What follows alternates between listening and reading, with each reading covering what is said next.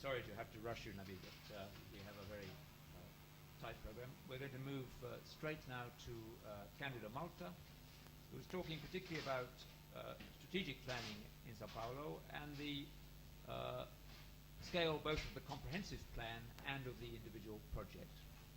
Candido, straight to you.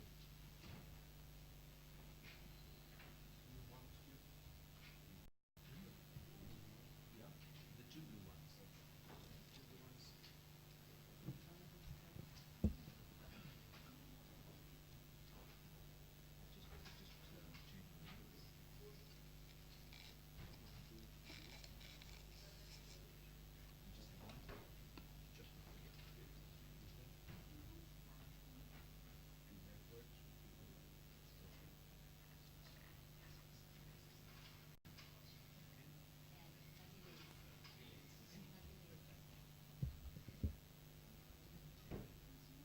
First of all, I want to thank the invitation by the Brazilian Studies at Oxford and the AA for this opportunity. And I've wrote text for the symposium, but I don't have time to read all of it.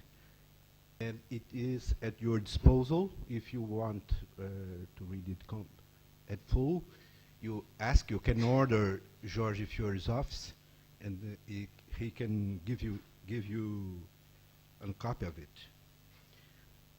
First of all, I want to read the half of it, the final half of the text. After the end of the military regime in the middle of the 80s in Brazil, you are disillusioned to see populists being voted again to government posts and trying to discredit planning instruments which could render the state more transparent. I'm very preoccupied with the transparency of the state.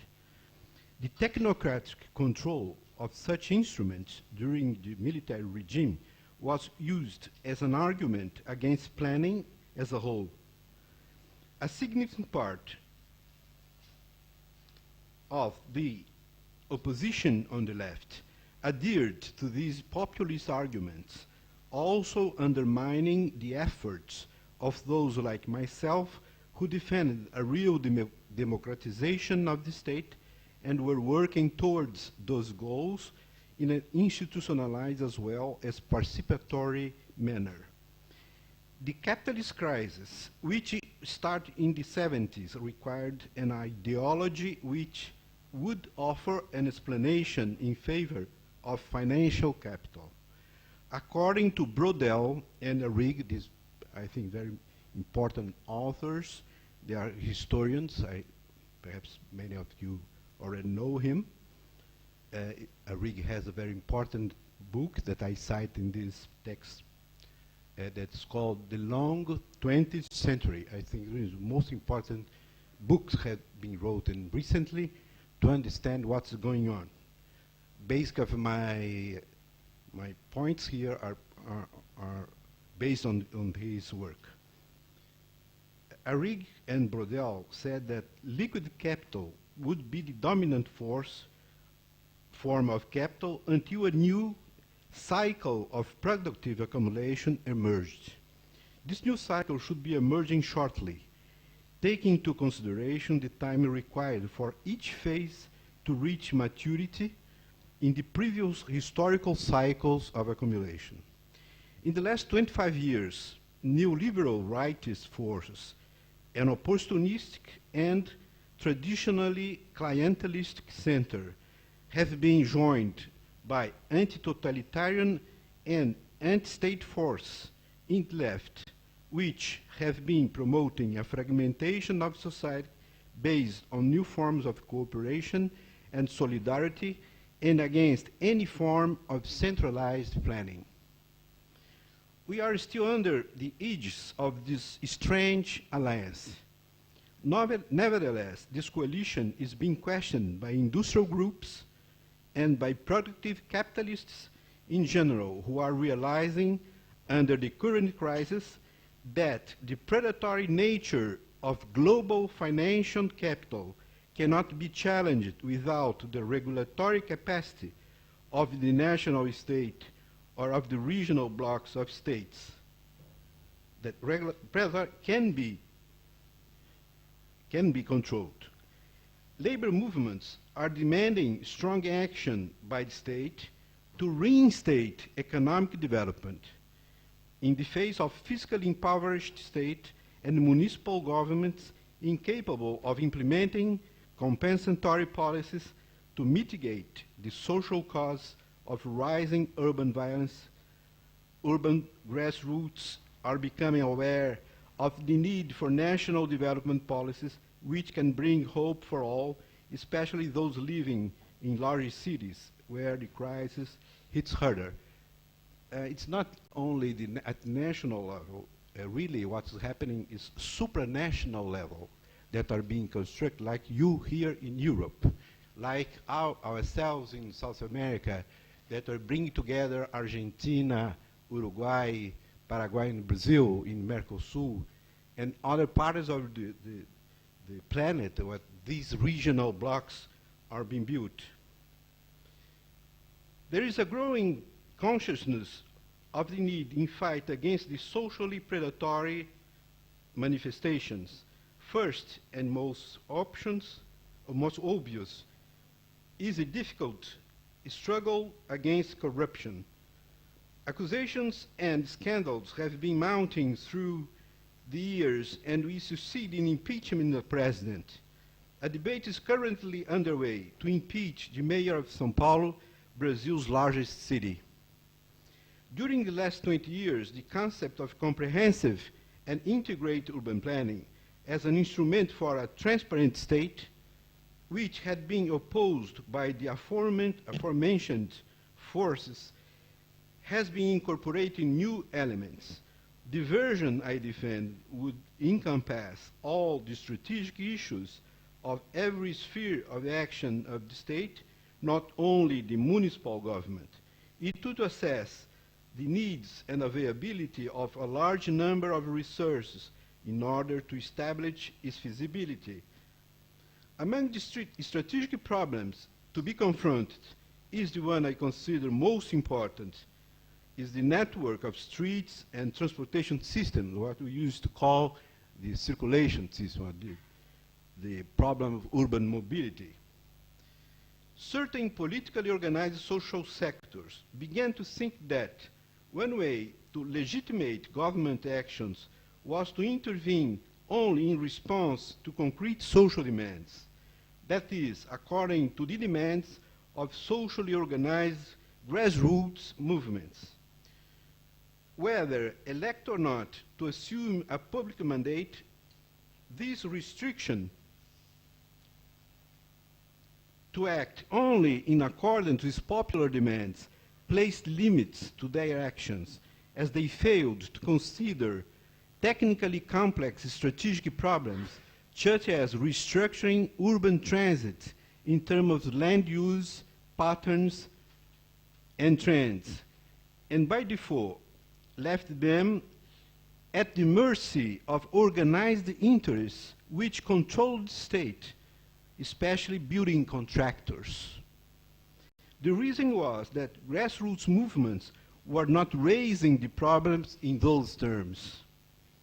Nevertheless, great strides in the public debate on this issue was possible when discussions began on the public claim to the surplus value of public investments incorporated in increased real estate values.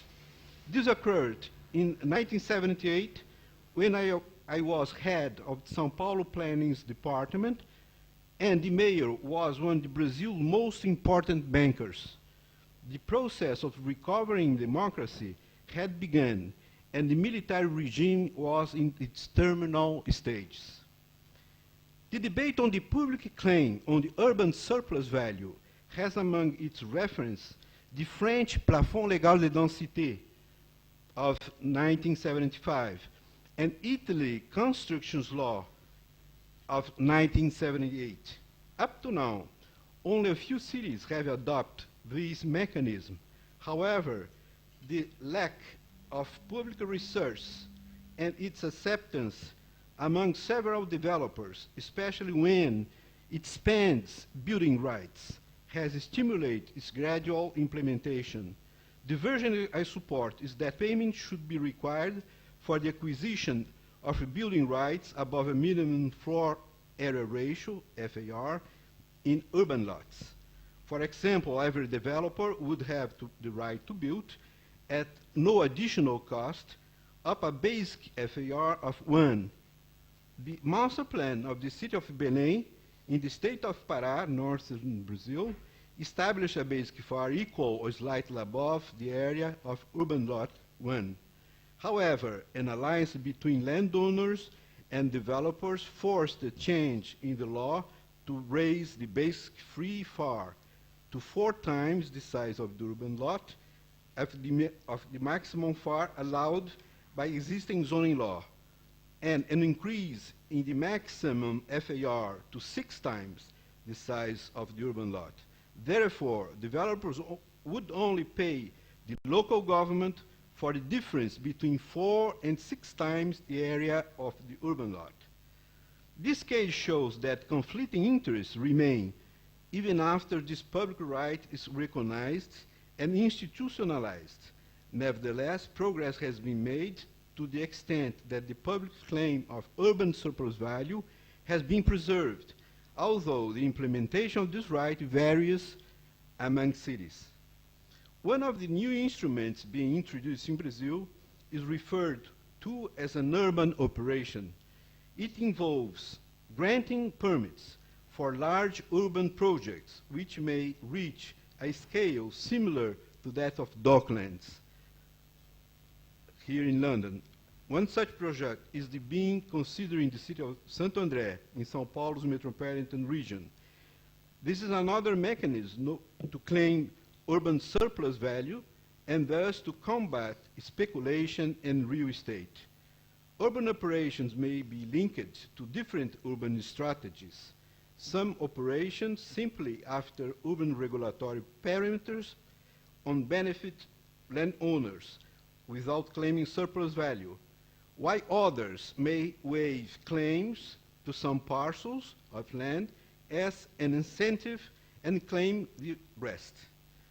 In view of the conservative nature of the real estate market, which regards to urban typologies and building patterns, these typology and patterns, as well as the urban regulation that cover them, tend to be reproduced. Thus, innovative urban design is not encouraged. Several initiatives of São Paulo municipal government could potentially lead to creative urban design, but the contests and prizes it promotes, including those for urban renewal in the historical central business district, are not turned into political administrative practice. The urban center operation, for example, only alters urban parameters to provide generous incentives to real estate. The FAR was raised from 4 to 12, but it does not address the problems of public safety, accessibility, and urban design, which are strategic issues in the provision of the adequate conditions for urban renewal in the historical central district. The city of Santo André is offering an alternative concept. It proposed an urban renewal strategy clearly linked to an economic development strategy based on the growing dependence on tertiary activities and a polycentric model which preserves the existing strong industrial base while at the same time creating a new linear pole of services. These combinations present new urban challenges in terms of new urban typologies, relate to airspace, and urban land use relate to housing, commerce, and services, combined with and superimposed on ongoing and traditional industrial urban space. This unusual combination of land use may result in an original urban project, which reveals the industrial presence and the corresponding industrial culture of the new urban center in the largest industrial metropolis in South America and third largest city in the world. Such a strategic urban operation in the industrial region of metropolitan São Paulo, affecting the municipalities of these the three saints municipalities, Santo André, São Bernardo, and São Paulo, which were in the past one municipality, may, however, absorb most of the resources of future local and state administrations in São Paulo. Equally strategic investments in urban service and housing for low-income population may lose their priority, as the objective of economic growth may replace that of redistribution of income. Similar arguments were hosted by the military regime that asserted that the cake had to grow before it could be cut. Such a dichotomy is unacceptable, since productive capitalist accumulation does not only depend on greater productive capacity, but also on consumer markets to absorb this production. This market cannot be only or mainly a foreign market, at least for countries with a population as large as Brazil's. In a similar manner, investment should not be geared only towards central districts in cities, the sites of business headquarters, and important commercial and service activities. Urban peripheries, which shelter most of the poor population in Brazil, and where the lack of quality in urban housing and service is most striking, should receive the same priority. This political challenge to assign priorities to the allocation of public investment must be democratically resolved by representative political and community organizations. The direct participation of citizens in the elaboration of budgets, as practiced in some Brazilian municipalities, mainly those governed by the Workers' Party, PT, Partido dos Trabalhadores, seems to be an important instrument for democratic debate regarding the allocations of public resources. As a non-partisan community forum, this mechanism still depends on legislative debates at the level of the elected municipal councils and the approval of the executive branch of municipal governments. These are the ways we are making progress in Brazil. Santo André may introduce innovations if it's able to link the discussions regarding the municipal budget to those surrounding the proposed urban operation along the Tamanduateí River. This is important in order to obtain the necessary popular backing for approval and sustain investments without being accused of diverting resources from social priorities in the housing and basic urban service. Strategic urban projects such as Santo Andrés may lead us to structural interventions at the metropolitan level and introduce issues for public debate involving the metropolitan restructuring of urban space, as was pointed by Eduardo Leira, one of the coordinators of 4 groups, besides Joan Busquets, that's here, we will talk a little bit late, Christian Poussin Park, and myself, who are representing proposals for the urban transformation of the Tamanduateí River axis in Santo André.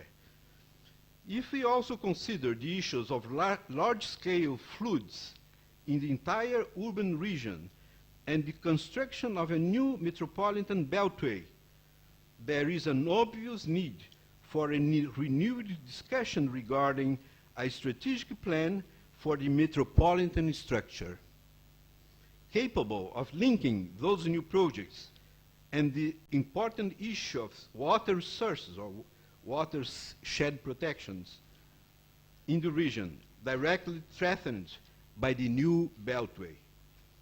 Above others, this issue generates heated debate as it challenges low-income housing policies, which have not contained the legal occupation in protected areas of water sources.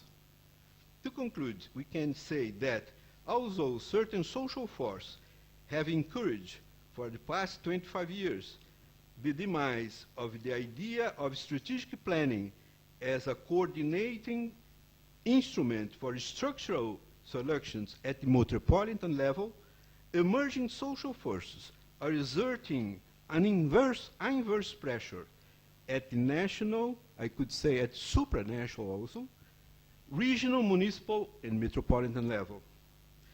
The coalition of regional forces, starting from the grassroots in the former ABC region in São Paulo, formed by 7 municipalities, including Santo André, is already discussing a strategic regional plan, which includes Santo André's Tamanduateí Axis project under the coordination of innovative institutions such as the Regional Chamber or Regional Council and Regional Forum, as the mayor of Santo André yesterday talked about. These are auspicious developments for those who want to defeat the backward predatory forces of speculative capitalism, the supporting pillar of neoliberalism. In my view, the urban projects of an increasingly structural character in São Paulo also lead us in this direction.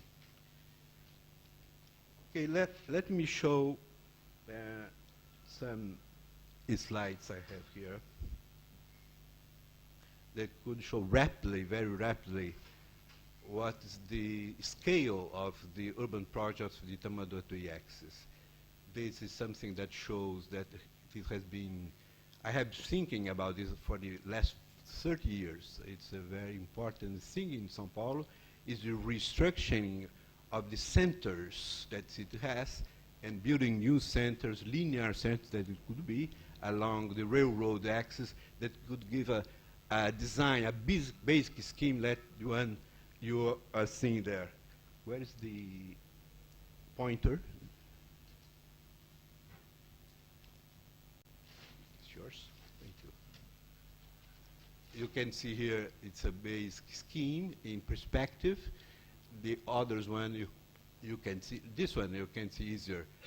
The 2 dams and these lines means along the railroad lines you can have huge concentrations on services, housing, and even industries, and then give us an overall scheme for the regional organization. This is an idea what it could be that I have had 30 years ago. This is the basic urban plan, the overall metropolitan plan has been done in the 70s, and I think that has to be redone now. This is how my idea has come out and at that time, and this is the basic plan that I'm proposing for the municipality, and these have 8.5 kilometers, as has been said, about 1 kilometer in width, and there's several parts of this, but the main methodology that have been used is what I call urban vocations. This is the overall region. Again, the overall region I already showed. This could be the main basic design of this overall region. Again, the basic plan that I'm going to show you rapidly. The concept I developed, I have no time to explain everything, but the main basic guidelines of it is that I have divided in 4, I call macro clusters. Each of one has his own characteristics that derive from the historical conditions that has organized these spaces. Then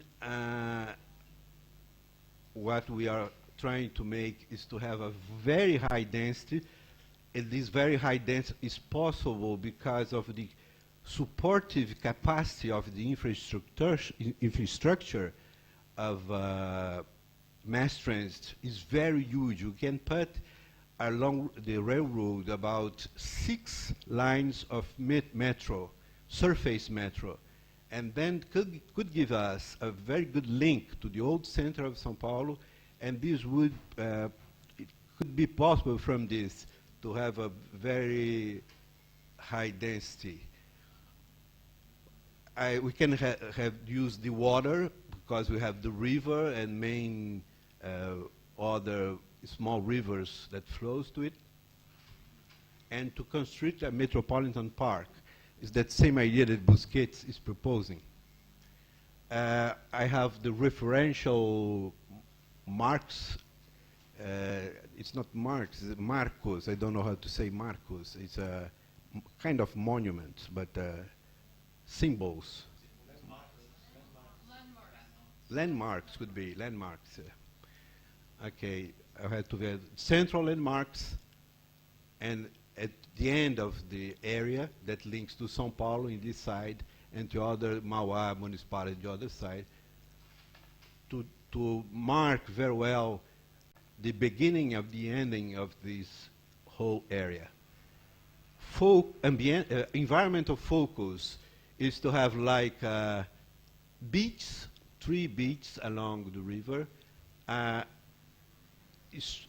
Rua de Festas mean streets for feasts. Like we have a sambódromo in Brazil, we have many sambódromos for the carnival, but here would be not only for the carnival, only it's feasting all over the year. And one problem we have to resolve is to link the two Santo Andrés divided by the river, divided by the railroad.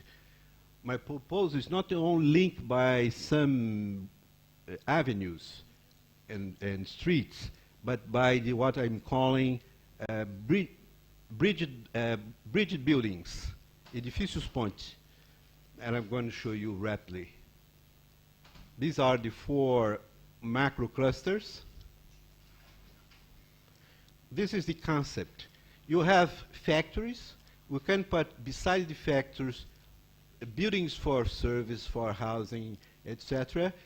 And we can put over the factories, maintaining the factories functioning, or recycling the factories, using it by service and so on, like the project of Elina Bobardi in Sesc Pompeia has been showed by Nabil Bonduc. Here you can put this all together, and also to have the towers linked to these horizontal buildings, and this making a smooth transition between the towers, between the normal, usual kind of urbanism that we have, and linked together what the modernism has not get in his propositions of isolate buildings. Yesterday I was talking with one of the students, Brazilian students here. He's saying that in AA they are discussing exactly that, how to link this kind of urbanism, the Curras urbanism of very tall, very huge buildings, to the normal tissue of the traditional. I mean, the tradition in terms of size, can be not traditional as the open blocks proposed by Potsdam Park. Yes, let's go rapidly. I'm going only to this is the same idea. I think that's already clear. I have these all developed for each of the clusters. I have a new proposed center for the city linked to the older one to avoid the problem of social exclusion. If we build a very beautiful new center, this new center can be used only by the rich people, or for the people that work in the multinationals, and the participation of the poor people could be impeded or make difficult by the distance between the new and the old. Then what I'm proposing here is to have the new very close in continuation to the new, to the new in continuation to the old.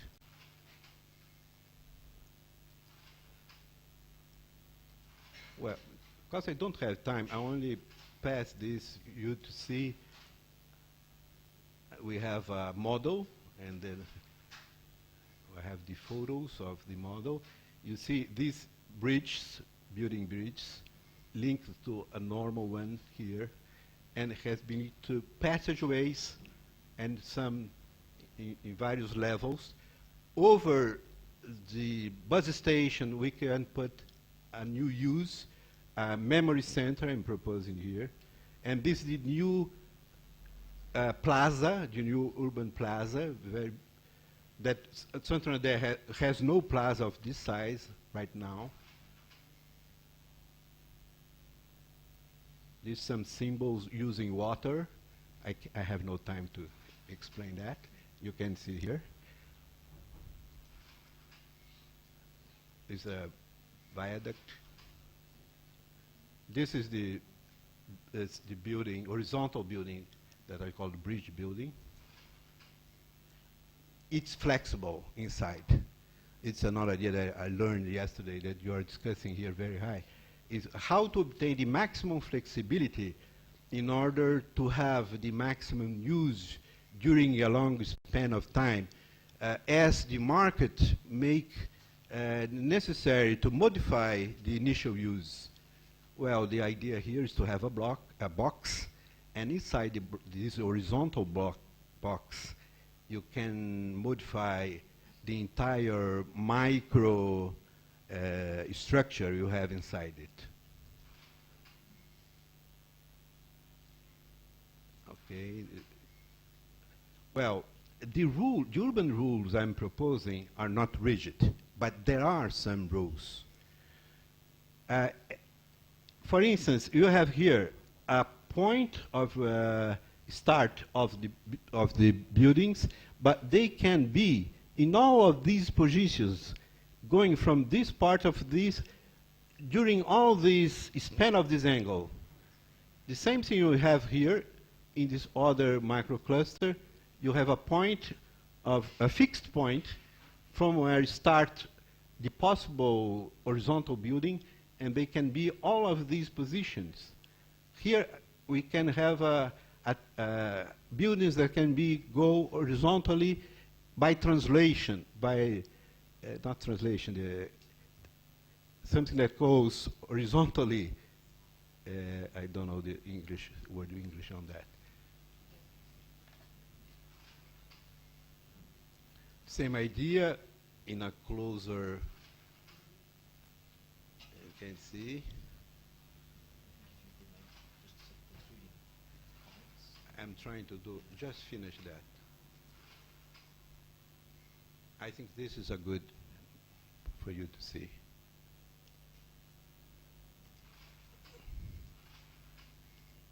I'm going to the two last things I want to show you. Unfortunately, I can't show you, but well.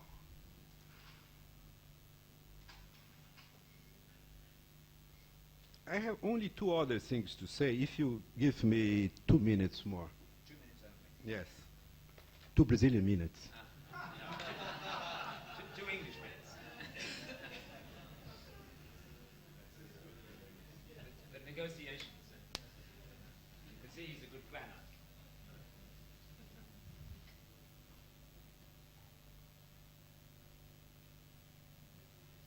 This is a high-income neighborhood in São Paulo. You are trying to make what here you have made in Camden and Pimlico neighborhoods, is to restrict traffic, to have a restrict traffic area.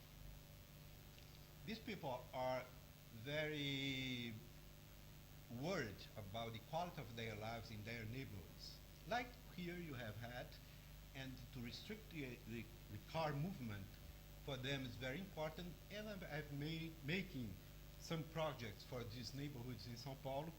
And this is a movement that is going on in this level, in this scale, for this range of high income middle classes. This other example is very poor neighborhood in the municipality of Osasco, in the real periphery of São Paulo, and they are concerned of the localization of schools, localization of creches, how to say that? Nurseries, and health facilities, parks for them, and use of the streets.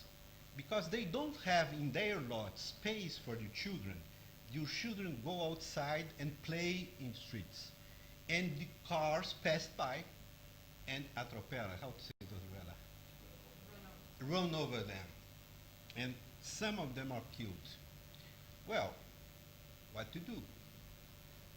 To make a neighborhood plan. I'm proposing in Brazil, and this is a movement, it's in its very beginning. It has had, in the neighborhoods that I could have this experience, a very, very good acceptance. And this could be the existing situation, and this map, would be the proposed situation. We divide the overall neighborhood in two parts.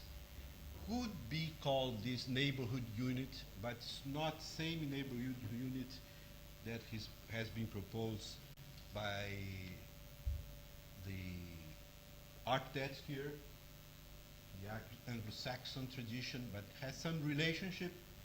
But here we are trying to resolve the simple problems that I mentioned. And by other side, what we're trying to do is to make them to reason, to analyze the urban conditions they have, and to relate these local neighborhood urban conditions to the overall urban conditions.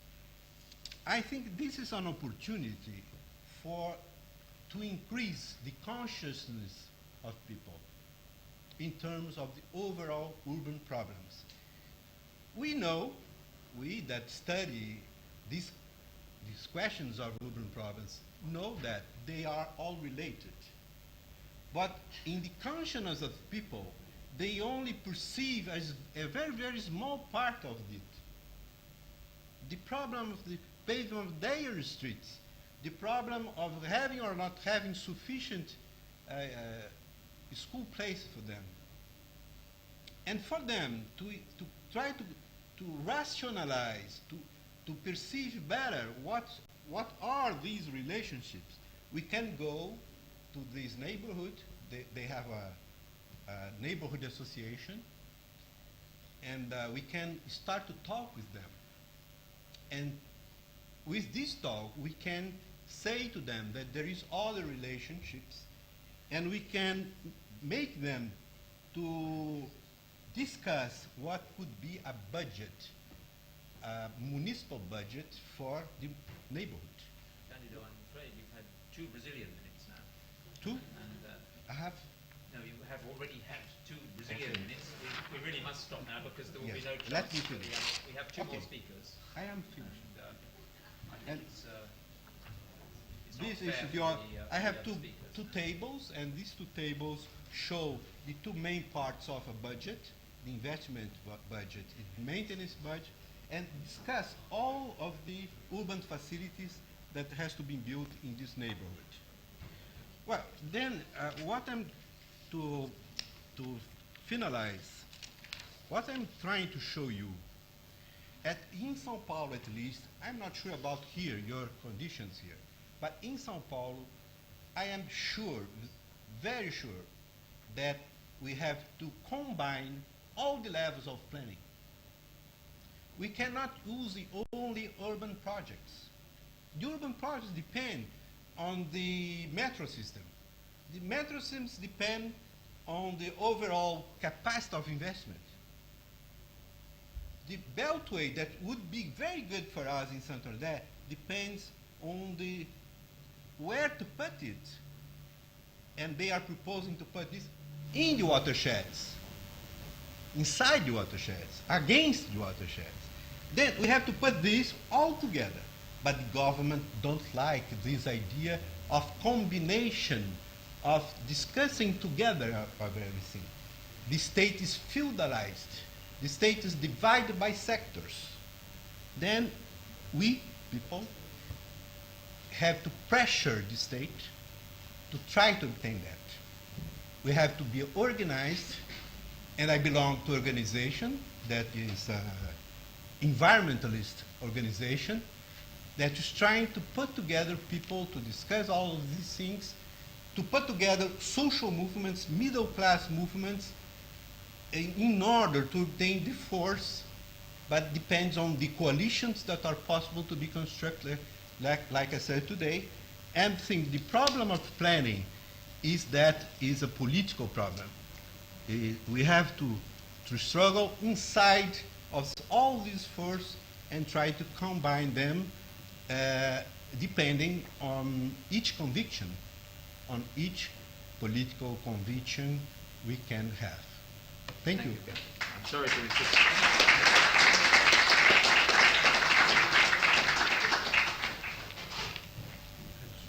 Sorry to insist. Okay, we must keep moving very fast. We now move to Joan Busquets, who will be talking about the transformation versus expansion in large metropolitan areas, and specifically the role of urban projects in that, partly related to his experience in Santander and São Paulo, but also relating to a whole range of other urban projects. Why?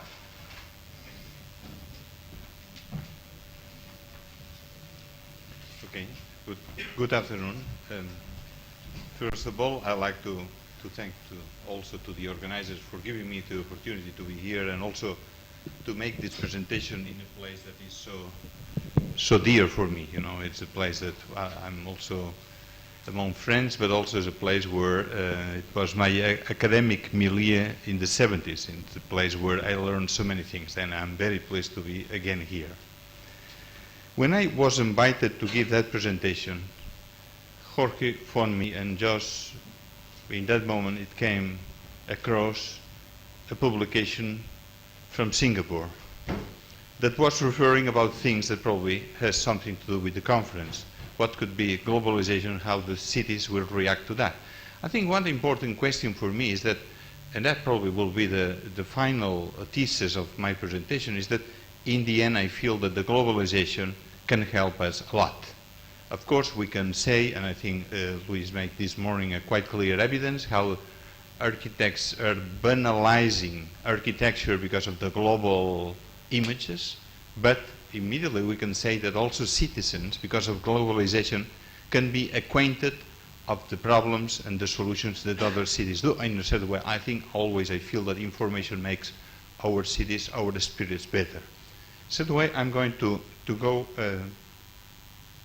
where is the button? It's this one? This one? Forward. Okay. Then, I'm just entering to that. I'm going to split my presentation in two pieces. One, I'm going to do some general remarks and trying to explain what are the problems that the present situation, let's say large cities in Europe, they are facing. Trying to understand, because European cities is the cities I know the most, and trying to also understand that because of globalization, but also because problems are facing cities in America and Europe, and also in some parts of Asia, they have quite a lot of in common.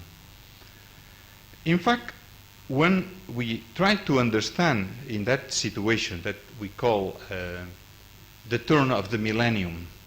I think this is a quite good occasion because force us to think it over, to see what happened now, what could happen in the future.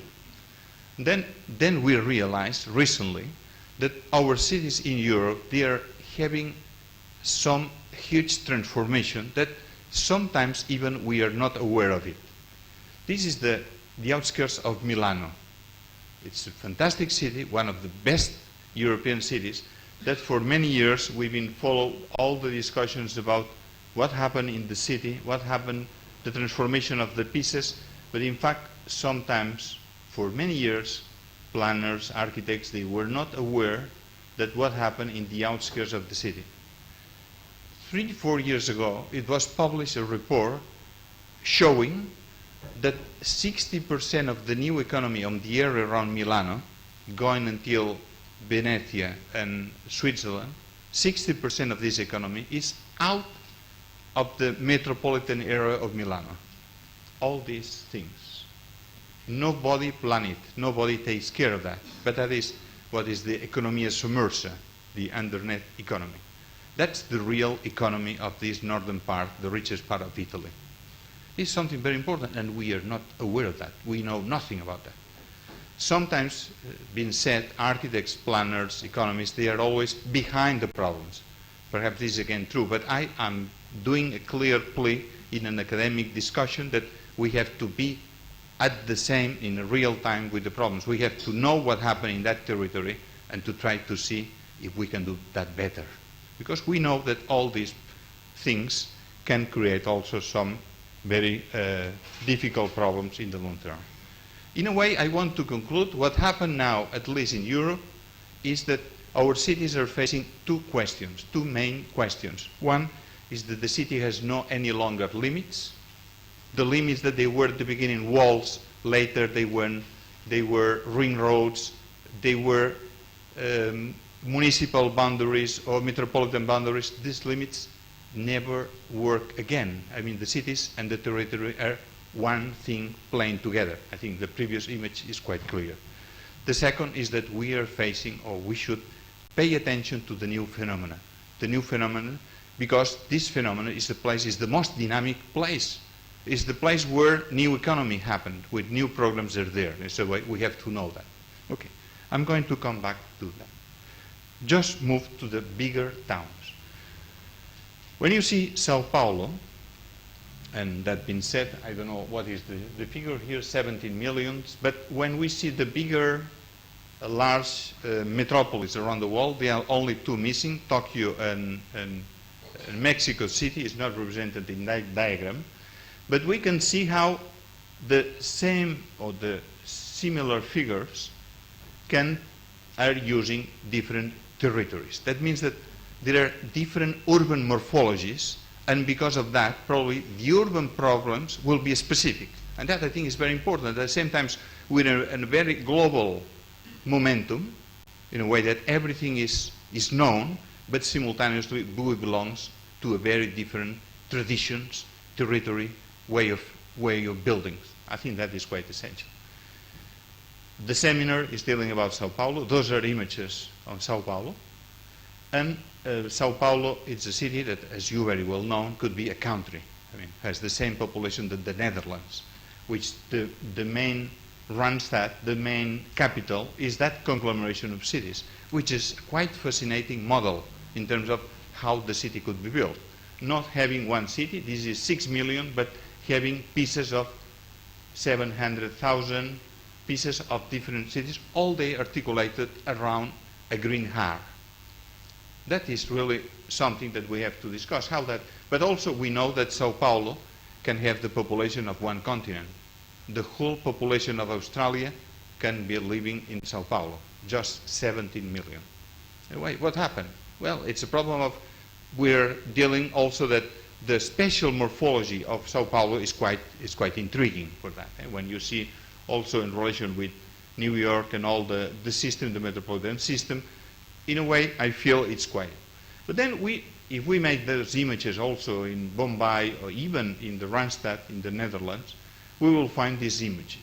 Today, the big cities are quite difficult to perceive. How is the image? What are the images of the city? In a way, we tend immediately to say, well, the images are the chaos. It's quite easy to say, well, we came to a situation that when I cannot understand a situation, immediately my answer is chaos. Well, forget about it, chaos.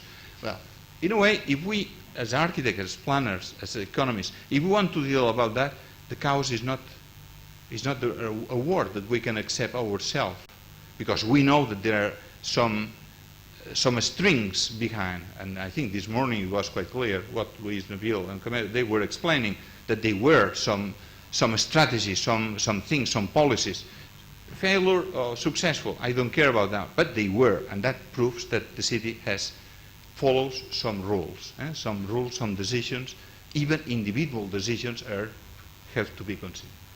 When we have that image, and then when we have this chaotic image, or either we go for these two possibilities, that's the traditional way, to say, okay, let's make clear infrastructure, either public transportation or big spaghettis, this is Los Angeles, and by doing that, we recover a precise image.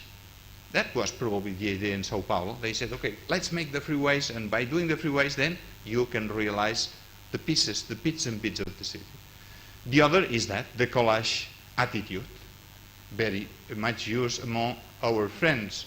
That is to say, okay, the city was built by pieces, let's do the same.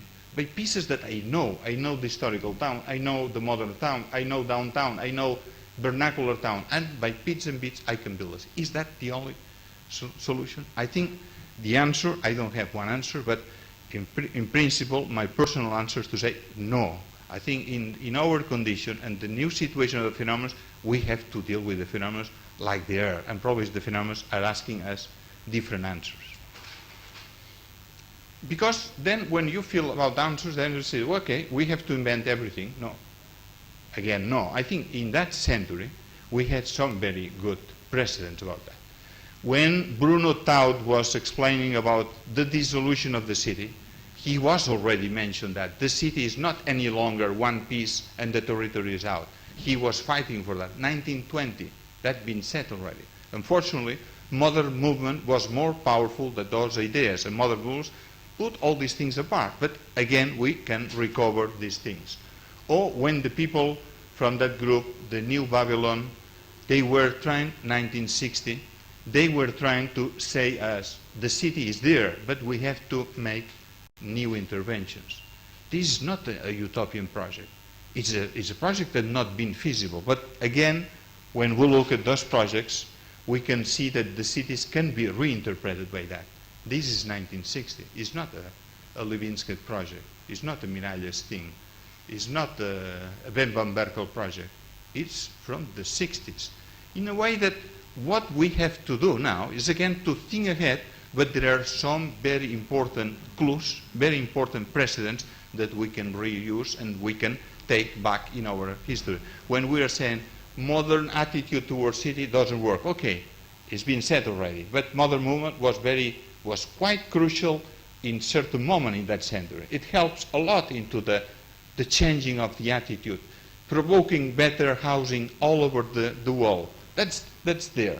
But now how we can build some new strategies, how we can create new systems of understanding. And today, as just to make examples, we have this type of problems, where we have cities that they are being built from different structures. Cities that you have a combination of relatively poor housing or low-income housing with some squatters or cities that build by their own. We know that the only way, Bill said something this morning already, is that we have to try to understand how these things can work together, how we can match those elements together. And I know this is not the way my generation been trained. But then when we have these situations, we have to look at our precedents, that of course they were already architects in that century, that they were facing that problem. But also in that moment of big changes, we know that also other parts of the art can help us. You know, I think art been helping very much. I know this could be a very classical explanation, but I feel we have to look at also how art is trying to explain things that they are not very well known, but they should be should be presented. And I think that the way that sometimes we are doing representations of the cities, and the way that the painters are also trying to find those rules, that here they are geometrical rules, but they are geometrical, but also political, they are economical, they are social. I think, again, we have to look back to these people, and they can help us a lot, trying to find how we can deal with the city, how we can represent the city, because we know that only by representing the city properly, we can do proper designs for the city. Otherwise, to make this gap to say analysis is one thing, I'm the designer, I'm just designing the future. No, I mean, you design the future, but we know that today we have to design the future according to the present situation. What happened in Europe? In fact, I think there are quite a lot of exciting experience in Europe about the way that the city can be transformed. This is the Ruhr Valley, where that was a completely derelict land by kilometers, and reusing the recycle as a way of doing a project. I think this is quite a marvelous experience. I'm sure next year probably we'll be surprised when we see the Olympic project in Sydney. I'm not talking about architecture, I'm just talking that these people are doing a gigantic effort to put the recycling into the project, in a way that the park is built by also recycled pieces. In place of sending everything which is waste out of my project, the waste could be part of my project. Why not? I mean, those are the examples that I think Europe is also trying to put on the table, on the system of discussion. Lisbon did a huge effort in the eastern part of the city, taking this industrial derelict land into a piece of the city and defining as a major urban space in the city. Rotterdam, that as probably you know, the north been always the wealthy part of the city, the south the industrial and the port area of the city. Everything negative is south, working class south. The city is doing a huge effort that the south could be one part of the city. Also middle class is jumping from the north to the south. Some big architectural elements like the Bemberg bridge help a lot in that. And then architecture should be understood as part of this urban strategy. And by doing that, I think it's a quite successful project for that. I want to move some slides on Barcelona, otherwise you will understand I was missing my own town. But you know, Barcelona is quite well known by this program, which in fact is a very complex city, a city like São Paulo or many other cities, and the quite well-known program that we call the Plazas program. 200 plazas built in 15 years, right in the places where there were no any architectural value. I think that's very important. When you look at that project, it's a beautiful intervention, but please look at the buildings around the project, then you can understand the real meaning of that project. You have to make this intervention because of that. You have to imagine that, for instance, this is the typical, that is a squatter area being rebuilt in the 60s and 70s, because we had also some speculative developers that they took some low houses and making higher houses, but you can see the quality of that space by doing a public transportation underneath, a metro system, and creating some parks nearby, some parking areas nearby. You can make a real Rambla in the city. I think that program is quite well known, but also you have to be aware in Barcelona, probably the most interesting program is what we call the new centralities. That means that by reusing the derelict land, the empty space in town, some of them they were railroad yard as many places, as also in London, also in São Paulo, but some others they were private places. We know, and that's I think is the main attribute of planning, that only putting an overall program, you can create a sort of balance, or the western part is the richest, the wealthiest part, as in São Paulo, everywhere is like that. I don't know why the west is always rich and the east is poor, also in Lisbon, also in Paris, also in London. We have to perhaps do the research on that. What has the east probably, but yeah, well, but we have to check it. I mean, it's not, I'm not so sure of that, but anyway, this is the case. How we can transfer surplus value from the wealthy area to the east. I think that is what that program about.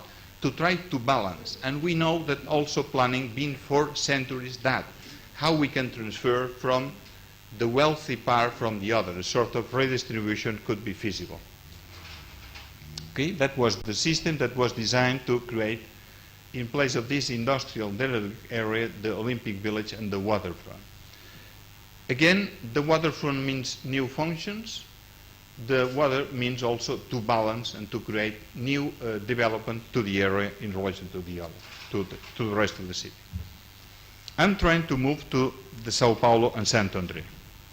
Of course, talking about São Paulo, I have first of all to say that we've been doing that project there with the help of a local team and with a lot of help from the city of the Santo André, the Prefeitura. In such a way that we borrow many knowledge from them. That's just, I have to say that. We did not any specific research. We tried to understand the research and by doing our reinterpretation to make a scheme, to make a project for that.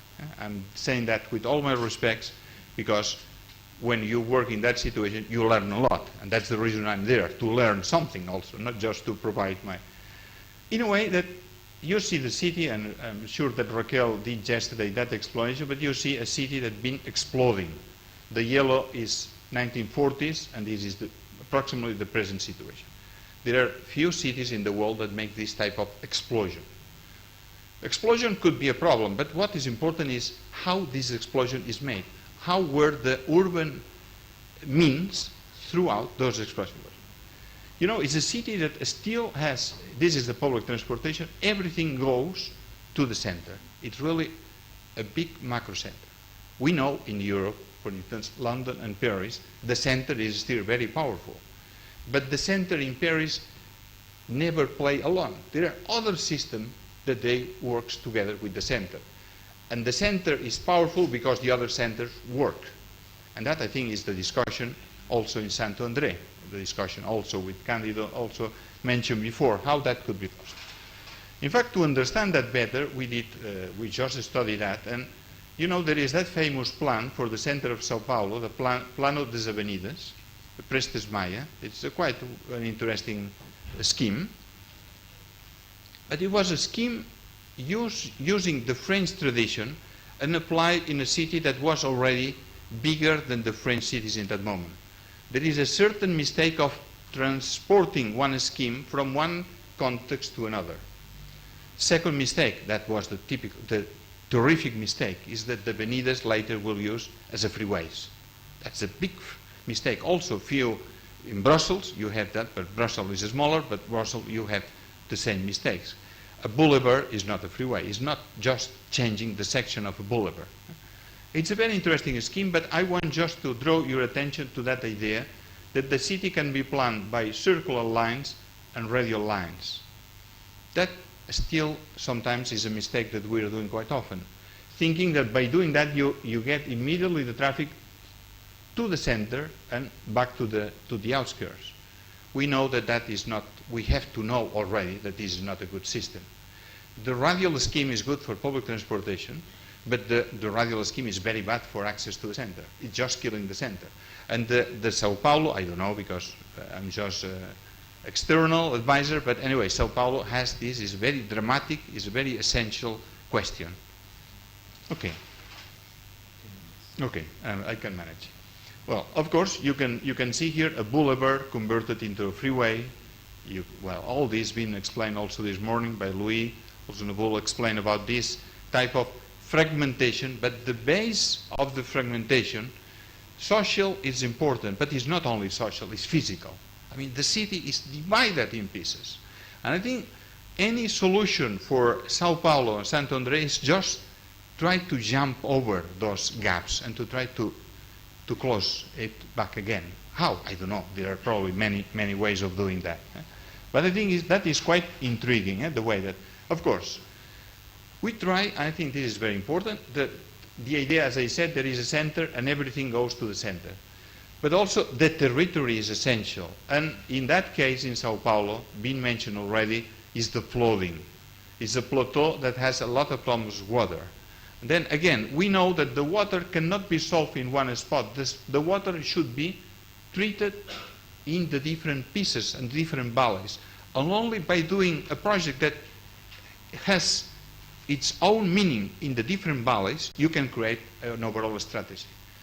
Usually, we've been trained the other way around. Make a scheme for everything and then apply by pieces. But this is not the way, probably. The city is already built. Then you have to deal. In Sant-André, the solution perhaps should be different than in other places of São Paulo. This is Sant-André, beautiful city. We discovered it is a beautiful city, but it's a very compact city. You don't see green at all. I mean, it's a city built, and the city that follows, unfortunately, in the last 20 years, follows the same pattern, moving in the same direction that's the São Paulo, let's say. Freeways oriented, very concentrated mobility, and that is what ABC and São Paulo try. Then we try to understand the situation of the city, and then we discovered that Sant-André, like São Paulo, a city built by pieces. This is a quite interesting system. São Paulo is not built by a grid. It's not built like in Paris. It's not built like in London. It's built by villas. And Sant-André also. When a city is built by pieces, you cannot make a unique reading of that. You have to take the pieces, and by playing with the pieces and by the connections between the pieces, you can do a very nice scheme. Then we try to understand that the situation, this is the development of Sant-André, the historical development. Then you discover this is the valley where the train, the river, everything, and then you have like two pieces of Sant-André built by bits and bits like that. It's quite nice. This is the industry, this is the residential, the different phasing. The city is built 1 hectare industry, 10 hectares of residential. This is quite interesting because it gives you a proportion. The valley is approximately 1/10 of the housing. And the valley now is more or less empty with some industries, some river, and the valley is there. The valley can be, as Candido said before, one place for this centrality that makes a completely different reading of a city which only one center and then the outskirts, the radius. That's the reason it's so important that you get a new access to the area, but also that you can connect the public transportation. We're proposing, of course, the reuse of the railway, but also to bring the metro from the São Paulo to the area to ensure that that can place into the overall context. When you see that, we check all public transportation in Sant-André is concentrated in one point. We are repeating the same model that São Paulo. What could be the strategy? That, of course, will be one central place, but you have to diverse the system connecting different pieces. Otherwise, you repeat the same story. You have only one center, and this center takes everything on it, and the rest is poor. We feel that this is a quite important strategy. I'm trying to run. The other is the water I mentioned before. These are the places that they flood every year, several times.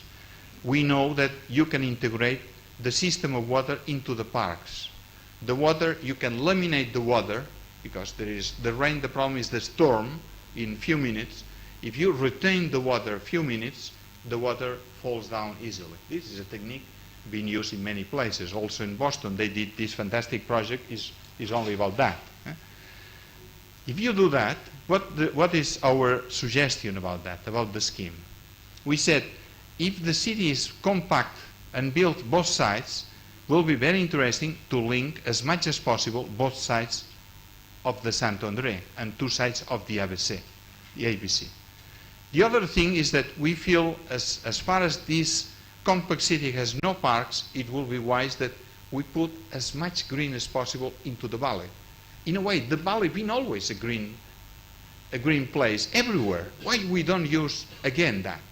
And we know that the activity, some industries that will remain, but the new economic activity, they like to play with the green. Why we don't use that as a system to define it? How that could be possible? That could be possible if you imagine that system connecting pieces of Sant-André from one side to the other. The development will be done by pieces, not by blocks, by pieces that we call by campus. Campus means, you know very well, because campus is an Anglo-Saxon invention. Campus means gathering things together around a public space. And we know university today is made of schools, departments, but also private institutions are joining the campus. That could be a good. And then we did study about some projects under construction in Europe to know about the densities. And we came to the conclusion that a good density could be 0.6 for the area, and to concentrate in some nodes, in some areas, higher density. And then you can go approximately to the same ratio that Raquel was proposing yesterday and Candido, around 1. But you split 0.6 into the area with a lot of green, and you put more density in some places. That will be more or less the outcome. Then you have the river.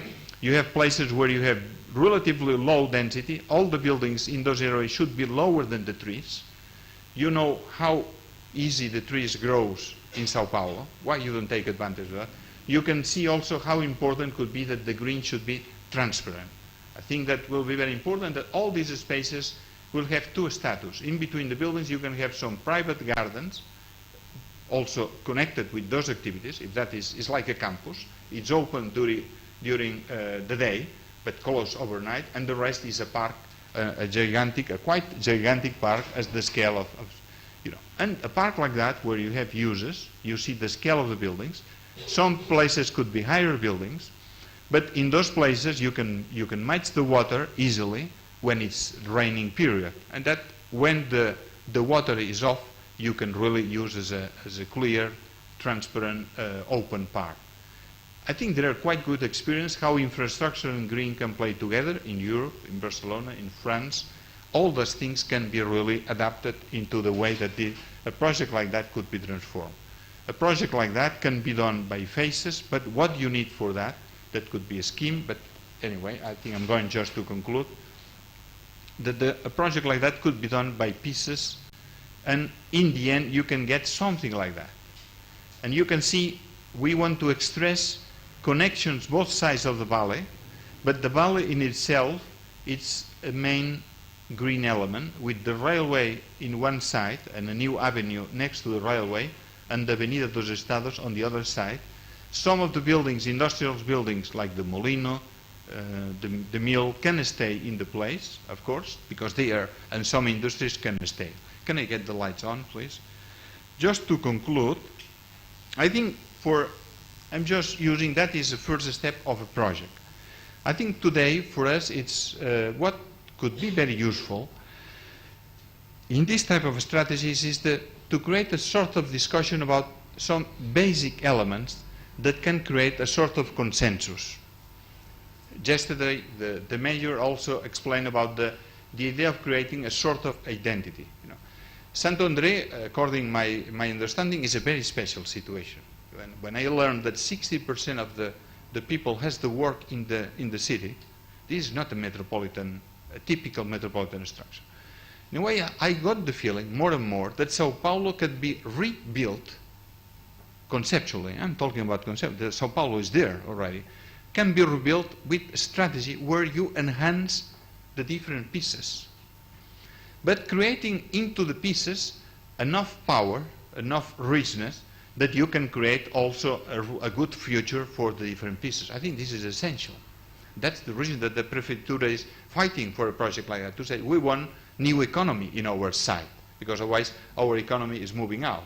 We cannot recall industries to the area because the industries move outside already, as everywhere else.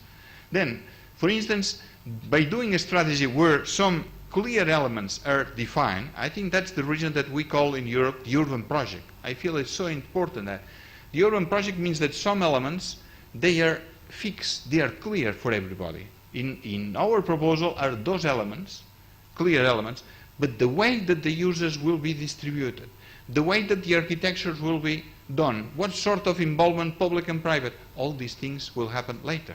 I think this is what makes sometimes our work so difficult, because architects, planners, we are used to make schemes, to make models, and after the models shop off the projects in different architects, different developers, and do that. But this is not the case.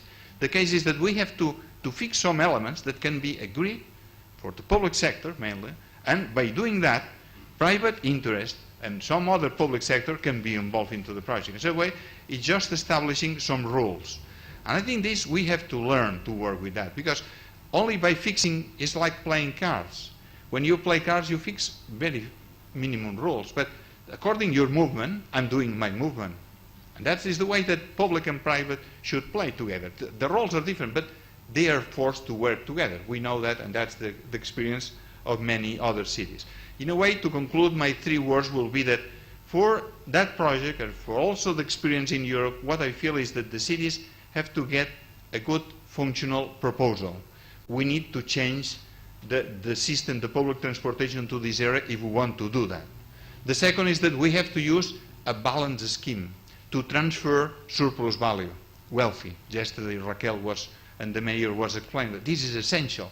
How we can create things that also can be transferred into the areas that they are poorer than the others. I think this is essential. But the third element is that the city, in the future, why not, should be also beautiful. How we have to imagine that our city is chaotic, we have the right, and Jordi Borges said yesterday, why not we have the right, and they have the right to have pieces where you can like and you can be proud of being of Sant André in relation with the other people or the visitors to that city. Thank you very much.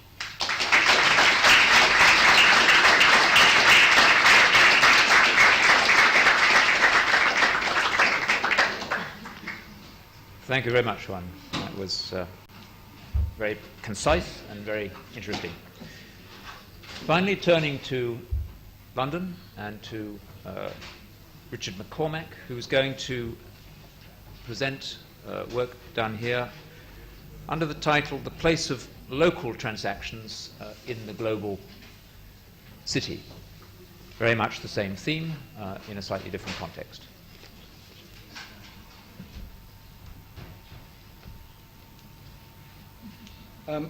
My short slideshow is going to be a case study of a project about 10 years ago in Spitalfields, just on the eastern edges of the city. Was actually one of the roughest experiences that I've had as a practicing architect because of the political content, which is to say that I was working for multinational, for developers who wanted multinational global clients in a very mixed area, a very poor area of London, historically extremely sensitive, early Georgian area. And when you're working in that situation, it's kind of interesting because nobody likes you. The developers think that you're not on their side because you're being too sensitive to the locality, and everybody else thinks that you're a capitalist swine. But out of that comes, I think, some interesting things to say. But first of all, I want to read something from Vincent Scully's History of American Art called Household Gods and Sacred Places, which I think is wonderfully written and very relevant to a lot of what I've heard today.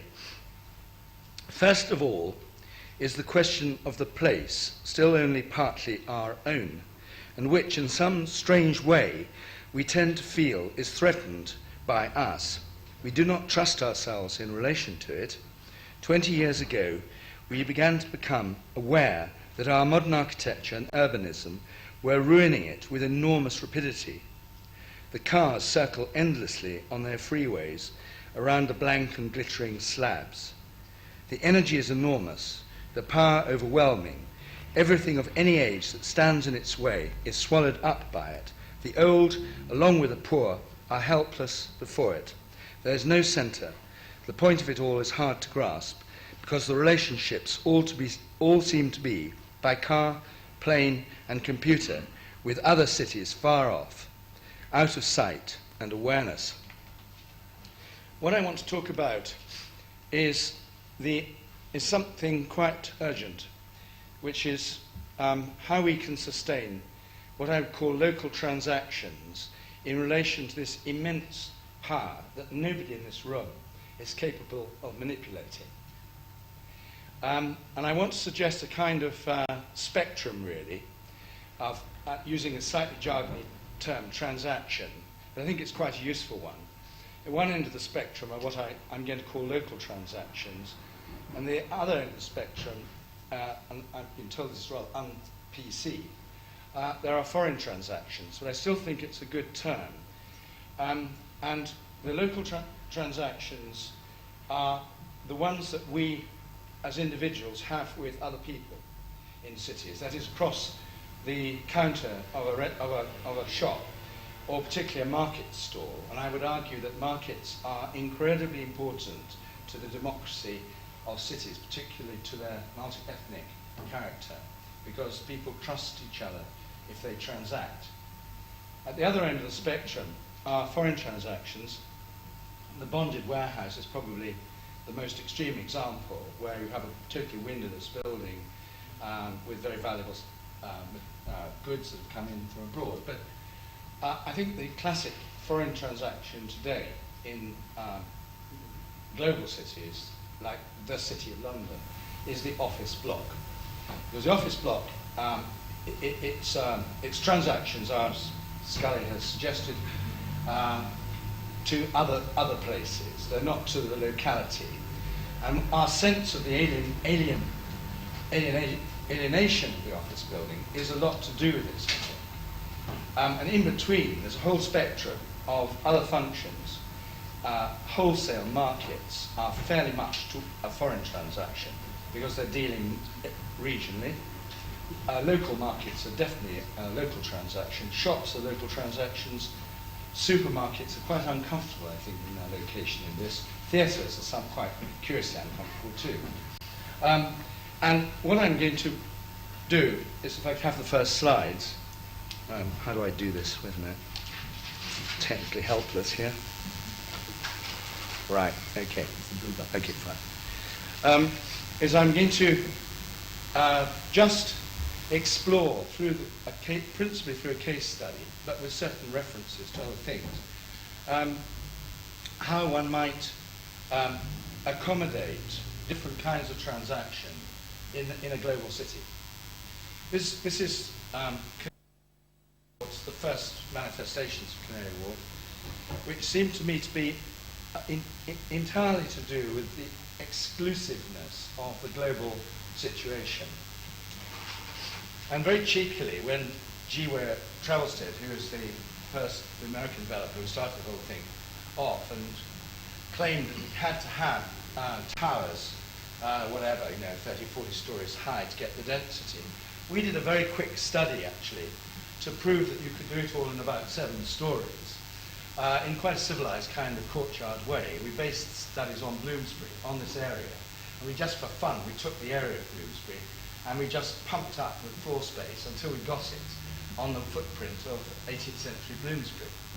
And then we put the Milan Galleria through the middle of the canal to reinstate the original canal, and suggested that local transactions would take place at ground level throughout the whole scheme. You'd have a Vaporetto service connecting Greenwich to the city. Didn't go down very well. It seems to me that what we did in the 60s and 70s was to change housing from a local transaction into some kind of a foreign one by isolating people from the street and dispossessing the city of its land, creating these incredibly forlorn landscapes which have no attributes. They're meaningless. These are 2 doorways around the corner from where I live, and I'd like you to think about the construction of these doorways for a moment. The doors are made of softwood, and the panels are feathered, and they're feathered down to about 3 or 4 millimeters. And these are houses in this huge metropolis, and the barrier, the boundary between private space and the metropolis, is 3 millimeters of softwood. I think that's fantastic. If you think what's happening all over the world, where communities are floating apart and are being protected by private police forces and video cameras and guard dogs and so on. Here in an 18th century city, the definition of your relationship with the world is 3 millimeters of softwood. We mustn't lose that. This is the market in just up from where I live in Spitalfields, the part of the Brick Lane market. And as I say, I think these markets are incredibly important. Tower Hamlets, the borough council, were going to demolish the buildings on the right and put warehouses in there. Now, warehouses are foreign transactions. It's this kind of warehousing, because it's distributed, has very low population in it, because you don't need many people to look after goods that are being brought in. I got these buildings listed, so I thwarted that, and they've been reinstated. They're actually historically very important, one of the longest classical shop fronts, mid-19th century classical shop fronts in Britain.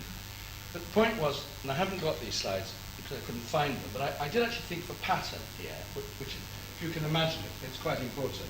Instead of demolishing the warehouses, the houses and shops, you could instate warehousing behind them because there's very deep hinterland, and you could reconcile these local transactions with a hinterland of foreign transactions lying interstitially, if you like.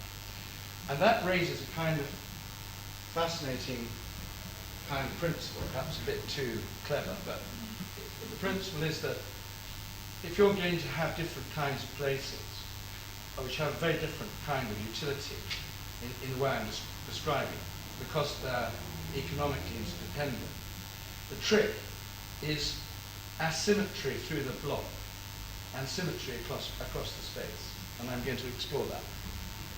Because if you take sections through the West End of London, through the 18th century estates, like the Bedford estate that we're in now, this is what you find. Just walk through the area.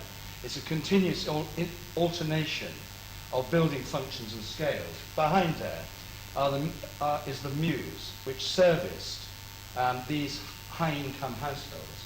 Now we have institutions and commercial functions here, with the Mews servicing them with sandwich shops and photocopying and travel agents and so on. So the whole structure, this rich, complex 18th century structure, is like a kind of coral reef that can continuously revive itself to sustain complex economic and social interactions.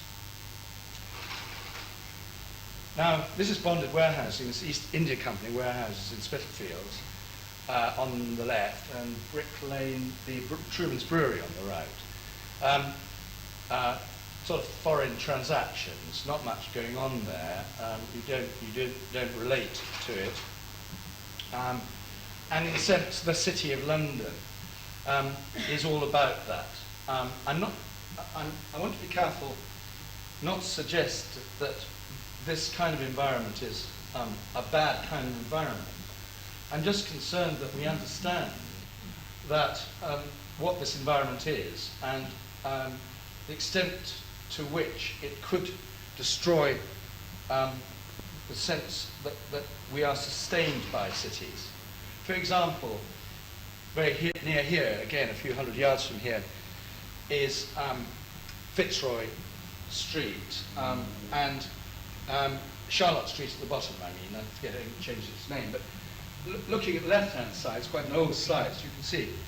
There's a kind of the characteristic cafe life of this part of London is being sustained, small shops and so on. As you go up north, it becomes rather less comforting, really, and there are very few interactions between buildings and the street because it becomes full of professional offices and student hostels and so on. And this is a case where a creeping planning policy has made what was once a wonderfully interactive part of London a dead place at its north end. The Royal Exchange in the city is an interesting building to me in relation to this proposition, because inside it, the life or lithium, whatever it's called, financial exchange has been trading, and that's the essence of foreign transactions. But around the perimeter, on the right-hand side, you can see there are little shops tucked into the building, which make the whole building interactive with its surroundings, because the dealing floor is at first floor level. I think it's a very interesting building type. Now I'm going to take a section across the Thames and look particularly at the Savoy Hotel. This is a fragment of about 6 sections. Sort of seems a bit sort of mad really, but several of us in the office walked probably about 4 miles of London, of the West End of London, and drew the sections of the parts of London we'd walked, and we annotated them to see what was going on. I'm just going to give you a kind of glimpse of part of this analysis. It's partly about the transactional issue that I've been referring to, but also I think it's very interesting typologically, because what we're looking at here is a frontage to a great river where the buildings are palaces or great villas, recalling, of course, that this is where the Romans on the north side built their villas between Westminster and the city. And if you look at the Savoy, which was built in 9 months, which is rather incredible and worrying for us today, we've come across an extraordinary building type. On the river frontage, it appears to be 14 stories, freestanding building. And there it is on the left. And there, on the right-hand side, the Savoy is represented by the 2 domes, 2 cupolas on the right-hand side of the street. It has typologically completely transformed itself to become a street building with local transactions tucked in underneath. And it assumes the scale of the street and is part of the street. And I think that's a really fascinating thing. The complexity of this building type, a hotel, and its ability to make this subtle response and to sustain the interactive life of a great retail strip. And that's looking into it's very uncharacteristic for London, because it's sort of cordon d'honneur, rather like a Parisian Hotel de Ville on the left, which is the entrance to the hotel, and there's a theatre there as well. Now, I've sometimes called this proposition a domino theory of London, going back to the issue about symmetries and asymmetries.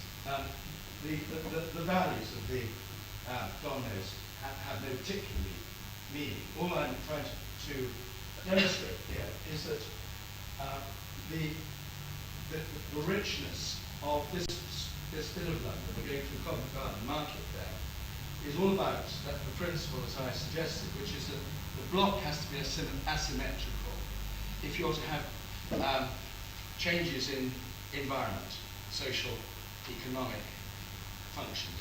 And everyone knows how complex and rich and sustaining this part of London is.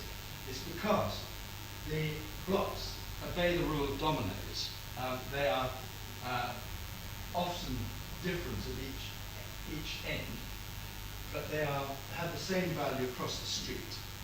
And that, of course, means you intensify the value of that street, whether it's a little residential street or a place for solicitors' chambers, or a grand retailing street, or just a monumental street like the Mall. I discovered it in researching this from the historian Dan Cruikshank that the great Nash Terrace on the north side of the Mall actually was going to have its kind of its brother sitting on the other side on the edge of St James's Park in order to create a great symmetrical vista up to the palace.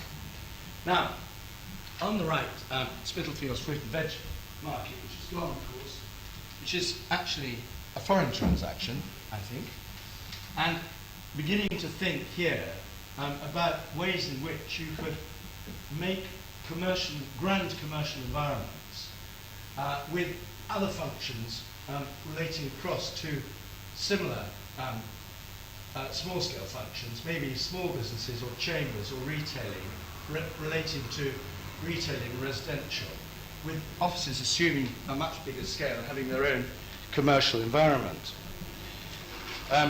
And bringing this to a conclusion, going to be a very, very quick description of the case history for a £250 million scheme, which never got built, shall be released. This is the site and where the market was. And embedded into it was a large, what for London, was a large scale of offices, or this part of London, going up to 35 metres. And we tried to manipulate the scale, as you can see here, this model, and to bring it down to a residential scale with retailing underneath here and along the north edge, relating to existing 18th century, mainly 18th century buildings. And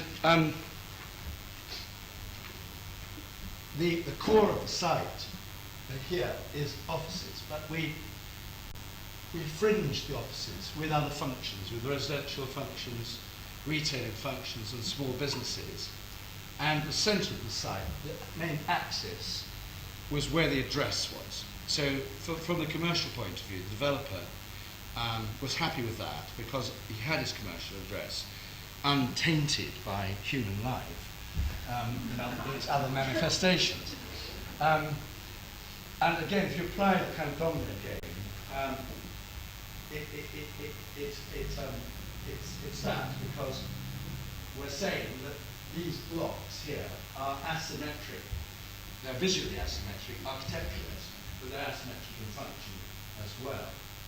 And of course, one could add that this is an attitude to development, which is the opposite of the way in which developers tend to build today. I mean, they tend to build symmetrical objects which have the same value in all directions, office blocks, they're called. And of course, if my analysis of the 18th century city structure of London, which is roughly true, and it does account for its variegated character, then the tendency to build symmetrical objects will kill off the nature of this characteristic in due course. And if you make you could make a kind of ecological analogy, really, because the richest ecological situations are interstitial ones: the edge of the sea, the edge of the forest, the edge of the valley, and so on. And so there is this is a sort of attitude to urbanism, which is a kind of ecological one. Finally, these are two Booth's poverty maps of London of 1889. Booth, who founded the Salvation Army, and they colour code the wealth of population of different areas. So around Regent's Park, you get, on the right, I think, you get, I'm not sure what areas they are. Anyway, the wealthiest are sort of golden hued, they're yellow. The middle classes, professional and trading classes, are red. The artisan is blue, and the vicious poor, I use his words, are kind of black and purple.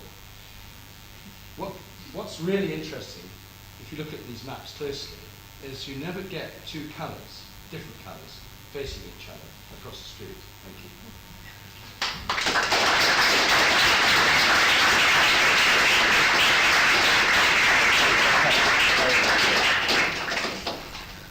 Well, that was fantastic. Brief and to the point. Now, before we continue, I should say we are now running very late, and I should give the opportunity to anyone in the audience who wants to leave now, who must leave now because you plan to do so without